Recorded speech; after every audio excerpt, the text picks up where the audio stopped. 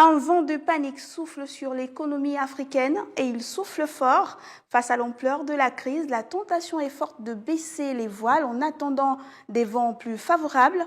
Pourtant, il existe une possibilité, changer de cap, tout simplement. Rester en mouvement, mais vers une nouvelle direction, le monde d'après. Les startups africaines, puisque ce sont d'elles dont nous allons parler aujourd'hui, arriveront-elles à raconter leur Covid story? Réponse tout à l'heure parce que nous vous avons demandé à vous, c'est quoi une start-up? Voici les réponses.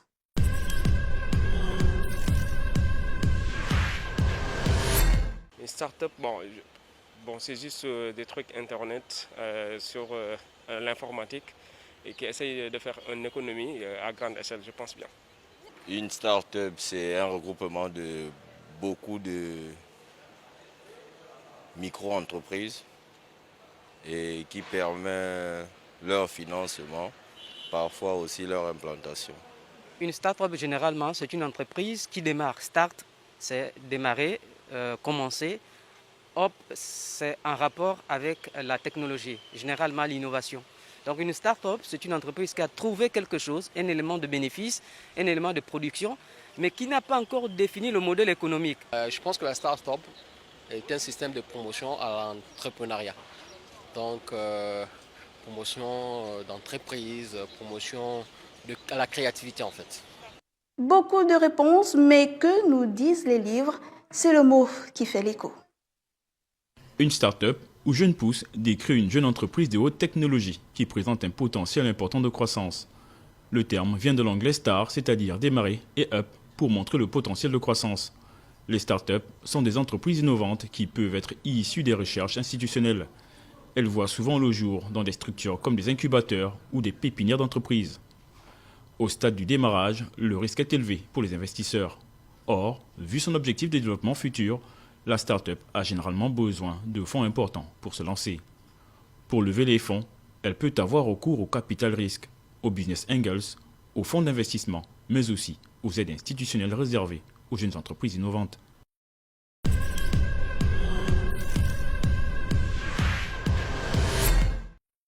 Sur notre plateau, nous recevons M. Eric Young. Il est directeur général du groupe d'investissement allemand spécialisé dans les startups et SEM ou SME, voilà, africaine, Green Tech Capital Partner. Il va nous dire de quoi il est question. Eric, vous nous recevez? Très bien, très bien.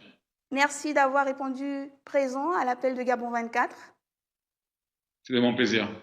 Dites-nous, Eric, il y a quelques mois encore, on vantait les mérites de l'écosystème entrepreneurial africain. Est-ce qu'aujourd'hui, c'est un lointain souvenir? Est-ce que vous pouvez revenir sur les chiffres justement de cet écosystème? Oui, tout à fait. En fait, 2019 a été une très bonne année, une année qui a démontré de la croissance au niveau de l'investissement et du commitment pour les startups africaines. Un des chiffres importants, c'est 2 milliards de dollars. C'est le montant qui a été atteint et qui a été investi dans différentes startups technologiques en Afrique en 2019. Il y a également la croissance importante des nombres de hubs en Afrique où les startups se développent. Aujourd'hui, on comptabilise à peu près entre 640 et 650 hubs au travers de l'Afrique. Et même au niveau de l'investissement, on comptabilise aujourd'hui une trentaine de pays qui ont mis en place des réseaux d'investisseurs, d'angel investors, qui investissent dans des startups qui sont encore très jeunes. D'accord. La création de toutes ces startups est certainement justifiée par des atouts dont regorge le continent. En fait, je dirais que le premier atout que possède le continent, en fait, c'est sa démographie. C'est le fait qu'on a une population qui est assez jeune et qui donc est en capacité d'incorporer et de s'adapter en fait aux nouvelles technologies. On le voit d'ailleurs aussi dans le développement de la technologie mobile qui a explosé au niveau du continent. Donc ces deux éléments qui permettent d'avoir une population et une infrastructure permet en fait de voir un potentiel important dans le monde des startups. Quels sont les secteurs dans lesquels ces startups s'investissent généralement? Aujourd'hui, en fait, les startups ont tendance, ils essaient de suivre en fait les tendances des principaux investissements et des secteurs qui ont un peu le vent en poupe. On a vu en 2019 que le secteur principal était le secteur des fintech, qui représentait à peu près 40% en fait des investissements. Mhm. Derrière ça, vous avez aussi au niveau de l'énergie avec des solutions off-grid ou des solutions de plateforme de technologie liées en fait à l'énergie. On a les sociétés de services, on a la santé, on a les e-commerce. Donc tout ça, ce sont en fait des secteurs qui sont très attractifs pour les entrepreneurs. Et ce sont aussi des secteurs où on a aujourd'hui des besoins en Afrique qui sont très réels et très concrets.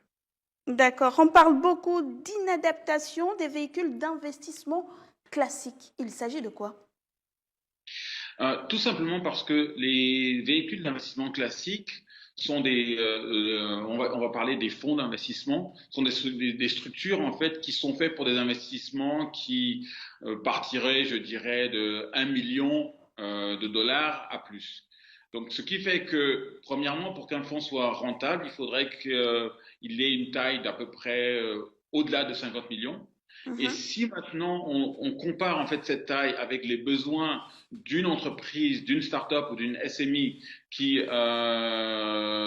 excusez-moi en fait c'est une PME, une petite et moyenne entreprise en Afrique qui aurait des Mhm. besoins de l'ordre de 100 000 ou de 200 000 dollars, le process d'investissement, le process de recherche et d'analyse du dossier est aussi cher que d'investir dans une structure qui est beaucoup plus grosse. Ce qui fait D'accord. que ce n'est pas forcément rentable pour ces véhicules en fait d'investir dans ces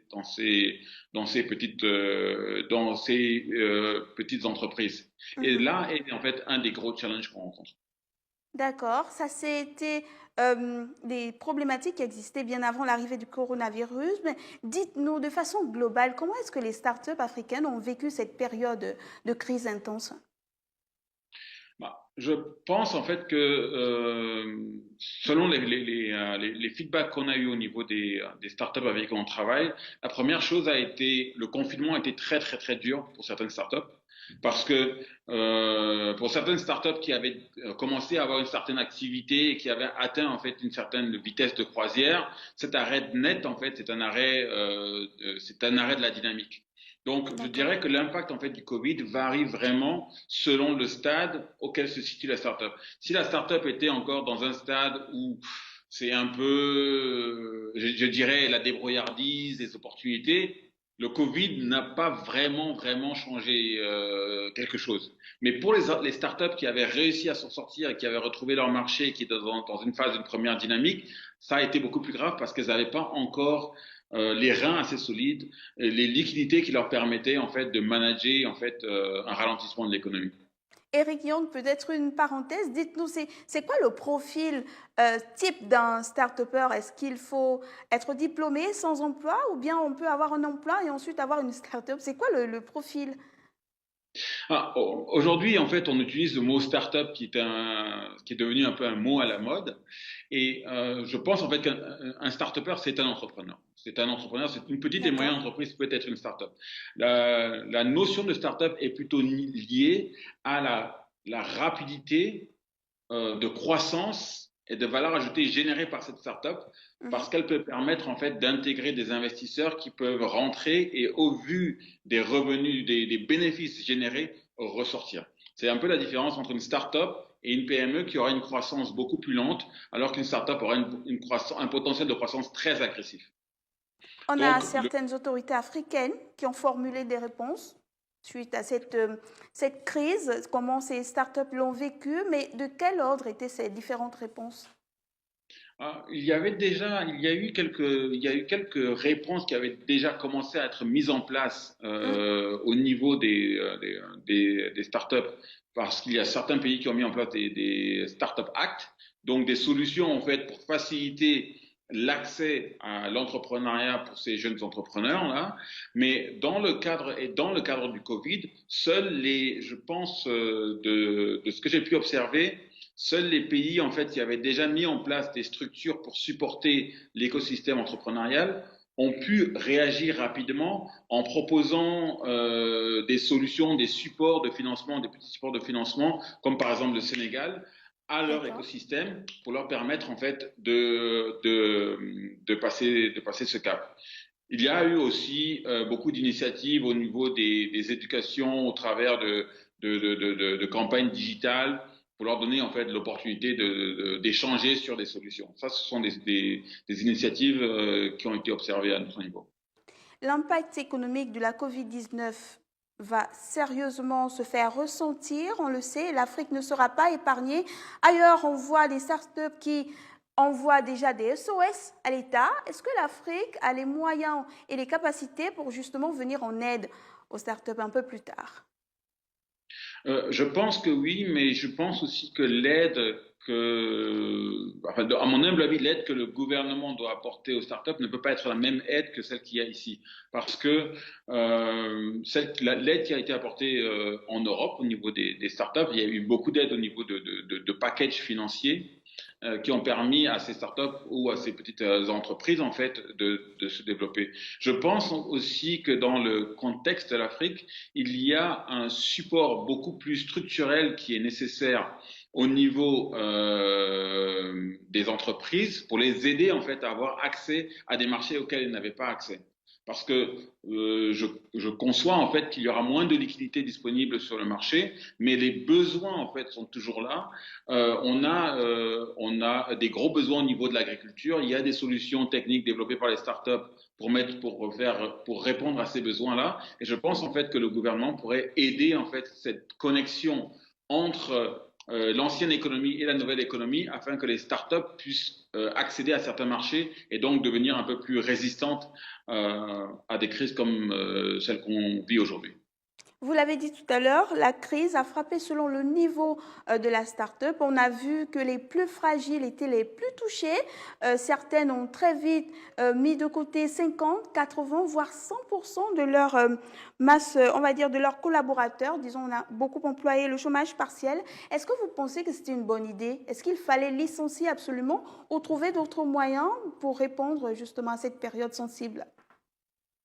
Je pense en fait que le chômage partiel était bien évidemment un choix stratégique à considérer dans la mesure où il n'y avait pas de visibilité et n'ayant pas de visibilité, il fallait en fait que ces startups commencent à manager leur liquidité. Mais je pense aussi que l'usage en fait du chômage partiel, c'est une opportunité pour se redéfinir. Et les entreprises en fait qui ont eu recours au chômage partiel, je ne parle pas des entreprises qui ont eu recours au chômage de 100% parce que chômage de 100% vous êtes en arrêt d'activité, mais les entreprises en fait, qui ont pu avoir un chômage partiel de l'ordre de 80 à 50%, c'est des entreprises qui avaient encore de l'activité et qui ont peut-être eu l'opportunité de redéfinir leur marché, leur activité et l'associer en fait à ce nouveau contexte qui demande un peu plus de digitalisation ou un peu plus de services afin de se redéfinir et de pouvoir bénéficier d'une sortie de crise ou d'une nouvelle dynamique. Alors, être en capacité de frapper fort une fois que la crise sera derrière nous, oui, mais pour préparer l'avenir, on fait quoi? Comment on procède? Il faut intégrer les changements que vont provoquer cette crise du Covid. Cette crise du Covid va créer en fait une accélération, un changement dans les usages de la population et vont donc créer des nouvelles fenêtres de marché, vont créer de nouvelles opportunités. Aujourd'hui, on voit que les gouvernements africains ont pris conscience qu'il faut accélérer le mécanisme de digitalisation des services. Ça ouvre encore aussi une fenêtre de marché. Et je pense en fait que les entreprises qui ont compris ça, qui sont déjà sur le marché et qui se sont redéfinies, comme je disais précédemment, vont avoir la possibilité de bénéficier en priorité de ces nouvelles tendances qu'ils auront identifiées. Et ce sera pour elles l'opportunité de grandir et de bénéficier du post-Covid. Si vous nous rejoignez à peine, je vous rappelle que nous recevons aujourd'hui Eric Young. Il est directeur général de Green Tech Capital Partner. Nous le recevons dans le cadre justement de cette période difficile que subissent ou que traversent les startups africaines. Eric, vous l'avez dit, les startups ont véritablement besoin d'aide et les bailleurs de fonds dans tout ça, comment peuvent-ils venir en aide à ces jeunes pousses? Comment favoriser les investissements dans l'écosystème entrepreneurial?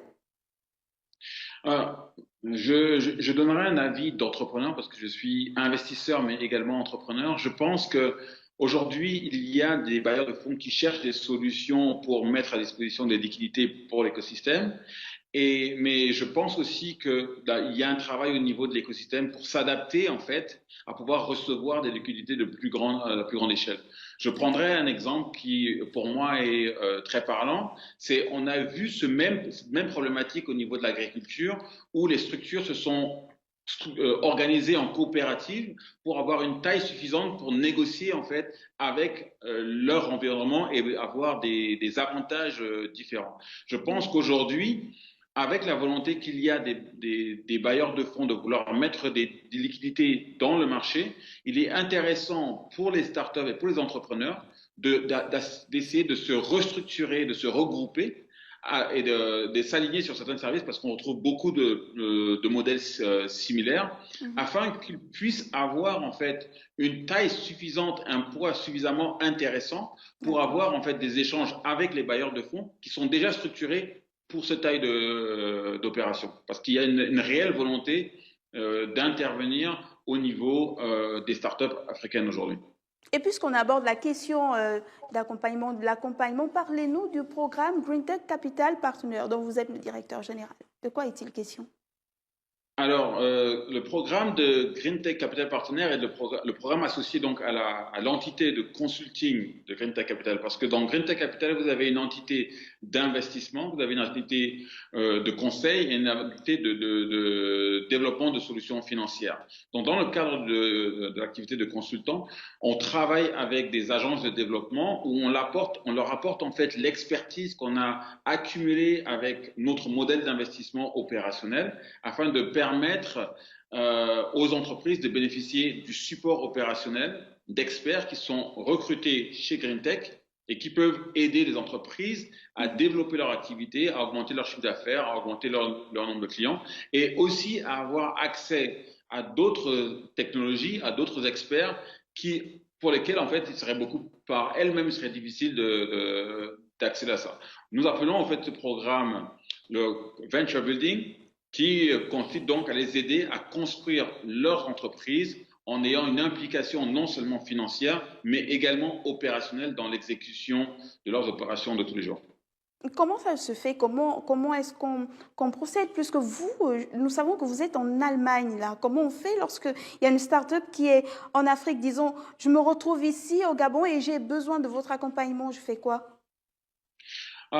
Déjà, la première étape serait pour nous, en fait, de pouvoir analyser le dossier. Donc, on reçoit énormément de dossiers de différents pays d'Afrique.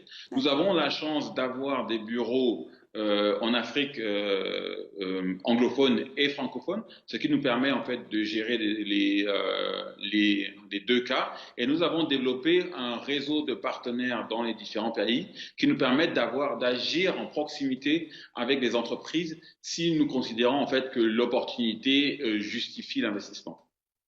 On a beaucoup parlé des entrepreneurs. C'est quoi la démarche pour protéger les collaborateurs de ces jeunes entrepreneurs à court et à long terme? Je pense que la meilleure démarche, en fait, est d'aider les chefs d'entreprise à avoir des marchés.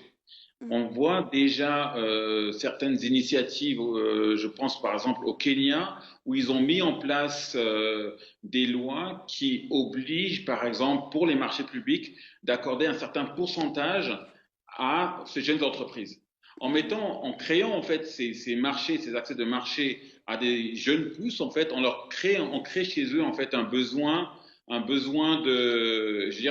d'activité, un besoin de recruter. Ça, c'est une première chose. La deuxième chose, c'est aussi de leur permettre d'avoir des collaborateurs de qualité. Parce qu'aujourd'hui, avec la démographie, on sait très bien que dans l'avenir, il sera nécessaire d'avoir des emplois de qualité et donc que la technologie va permettre en fait d'améliorer plus de valeur ajoutée sur le continent et que cette dynamique doit être faite par un développement aussi des jeunes en ayant un accès à de l'éducation technologique qui leur permettra de répondre aux besoins de ces nouvelles sociétés qui ont des besoins qui sont différents en fait de ceux auxquels peuvent répondre les circuits d'éducation classiques.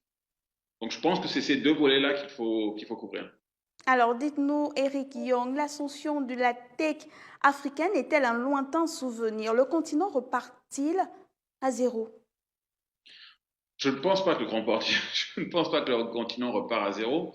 Je pense que le continent prend son souffle pour essayer de bénéficier en fait de cette dynamique qui force, si vous voulez, la technologie à prendre plus d'ampleur. Parce que jusqu'à présent, il y avait quand même une certaine résistance d'une génération un peu plus ancienne à la technologie dans l'intégration de l'économie. Et aujourd'hui, en fait, cette crise montre en fait que l'utilisation de la technologie permettrait de juguler certains des problèmes qui existent. Donc, je pense en fait que une fois passée cette crise économique, la tech africaine en fait va repartir de plus belle. Et quand je vois en fait la capacité innovante en fait des entrepreneurs africains, je ne me fais pas de soucis pour l'avenir. Avant de nous séparer, Eric Young, répondre à la question de l'internaute, il s'agit d'Henri qui nous écrit depuis Yaoundé au Cameroun. Il dit les startups africaines doivent allier la stratégie, la promotion et les partenariats, qui sont des éléments essentiels. Mais comment faire? Je pense que la première chose aussi, c'est que pour allier tous ces éléments-là, il faut associer la technologie à la culture.